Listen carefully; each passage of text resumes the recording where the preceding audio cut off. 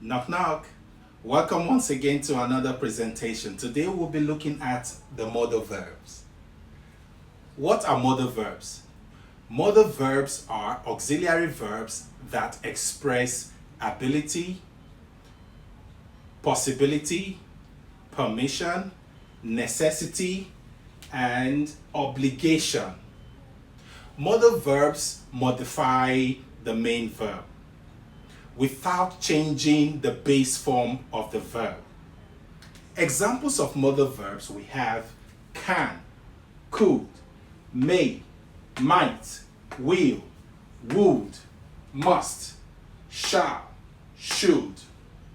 Now let's take these one after the other. Can expresses ability.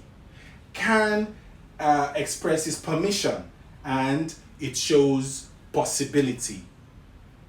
For example, I can sing. I can sing. It means right now, currently, presently, I can sing. That indicates or expresses ability. Then, can I dance? Can I dance? Can I dance is asking for permission. Okay, it's asking for permission. We go to could. Could expresses past ability, what you could do in the past.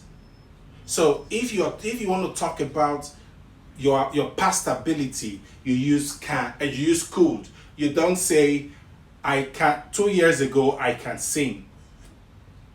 Last month I can do this or I can do that. Because it's already past, you use the modal verb could. So you should say, I could dance 2 years ago. I could walk 10 miles 2 years ago, but now I can't even walk 1 mile. So you see the difference, okay? Examples of could. She could dance 2 years ago. Could I sing? This is a polite request. A polite request. Okay? Now we move to may. May is a formal permission. A formal is a modal verb we use if we want to make a formal permission or talk about possibility.